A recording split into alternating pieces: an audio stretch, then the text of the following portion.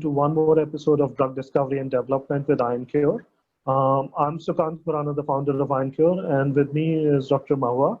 Dr. Mahua has been a faculty at two institutes of India, IISc Kolkata and at Bose Institute in Calcutta, Bengal. Before that, she has done extensive research in Canada, and before that, she was a PhD student at TIFR. She has a very illustrious career. She understands aspects of physics which most of us biologists don't. She also comes from chemistry background, so she has sort of perfect blend of physics, chemistry, and biology to be able to do drug discovery. So we are fortunate that she's collaborating with us in drug discovery for SARS-CoV-2.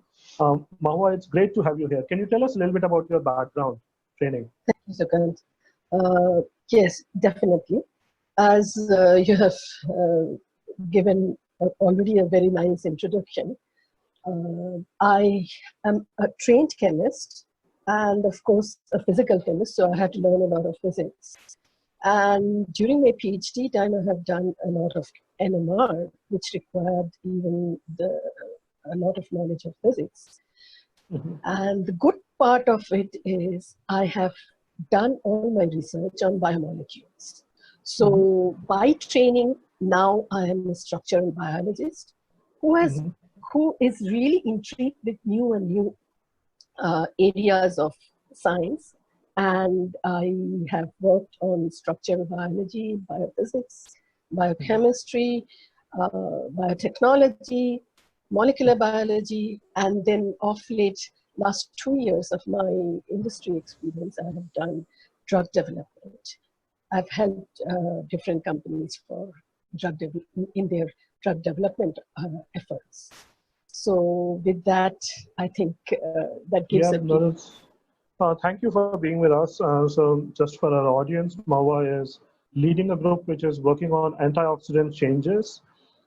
In context of SARS-CoV-2, we are also comparing that with polio, with SARS and MERS and HIV. So we are looking at changes of various antioxidants, what are their natural ligands, what are the known medicines for it, and how can we alter the level so we can reduce the suffering. So can we ameliorate the suffering? Can we reduce the mortality? So Mahua is leading a group of incredible scientists with us. We are very thankful that she's working with IronCure. So Mahua has been a teacher. So I would like to ask her some basic questions because some of our viewers are not necessarily industry veterans. Some of the viewers are even youngsters who are trying to get into drug discovery. So Mahua, can you tell us what are drug targets? What makes a drug target? Sure. That's a very basic question actually in drug discovery. Drug targets are basically the molecules which binds with the drug molecule. So they could be of various different types. One way of categorizing them is if they are human drug targets or if they belong to a bacteria. For example, if I look into most of the drug target molecules, about 70 to 75% of drug targets belong to human or animals. Whereas there are 15 to 20% which actually are targeting the bacterial molecule or viruses for that matter. Okay, I mean, right now we are going through this pandemic and there are many molecules which are actually targeting the viral proteins, for example, for this COVID-19. Okay. And then rest of the molecules, drug targets are miscellaneous, could be of various different types.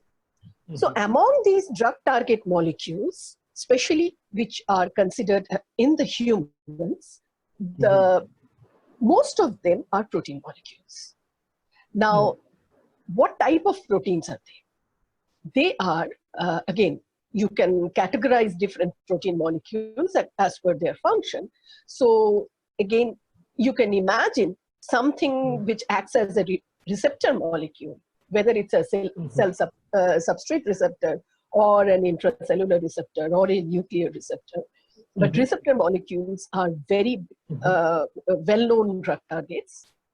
Then there are enzyme molecules, because enzymes have generally an active site, and the active site, if that any enzyme is involved with a disease and the active site is blocked, then one can get rid of that disease, or one can treat that disease.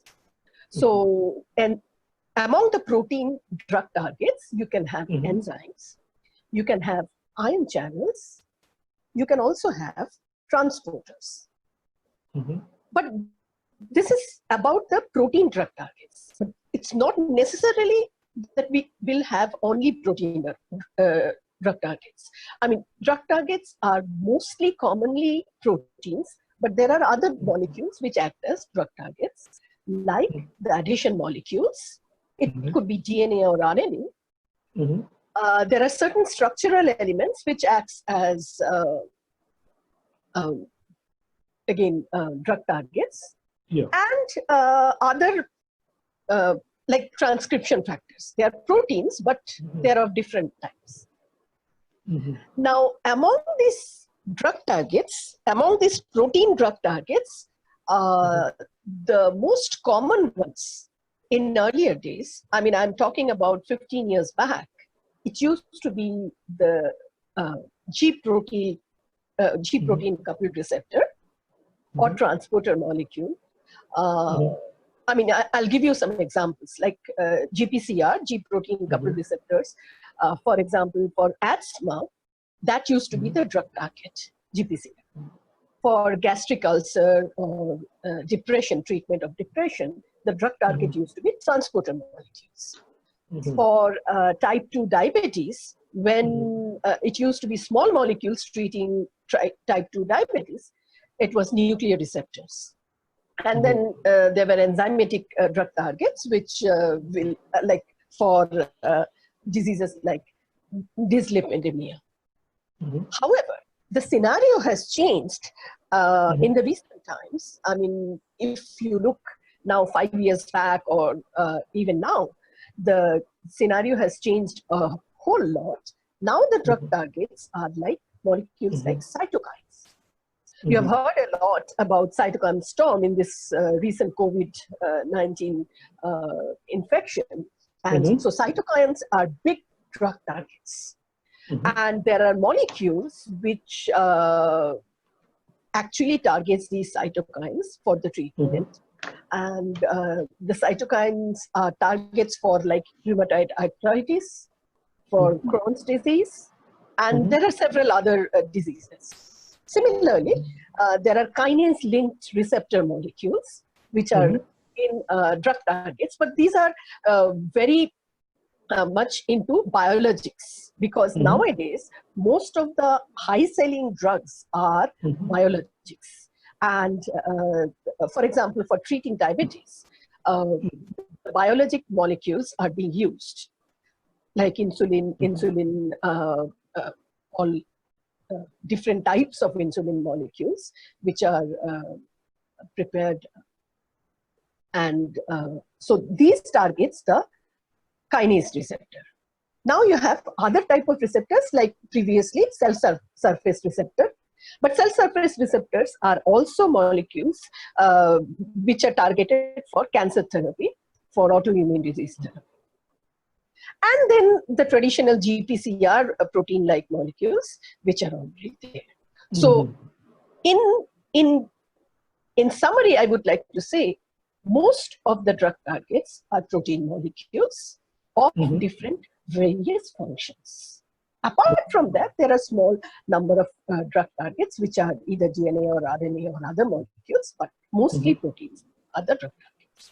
This is wonderful. So this is very informative for youngsters. This is informative even for people who are actually experts in AI trying to enter drug discovery, because there are a lot of people trying to enter drug discovery. It's becoming equally an engineer's challenge as a biologist's challenge. So it's very good information from you. So Mahua, thank you very much for being with us. I hope to have you on further episodes of IonQ Drug Discovery and Development. Thank you very much. And I would like to end the episode by telling our audience that we are always looking for collaboration. Secondly, we are working on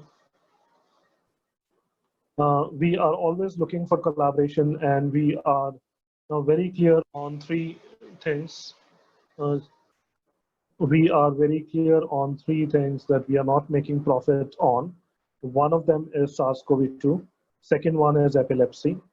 Third one is depression. These are things which some of them are close to my heart, and this pandemic is absolutely ravaging the world. So we want to make sure that we grow the company.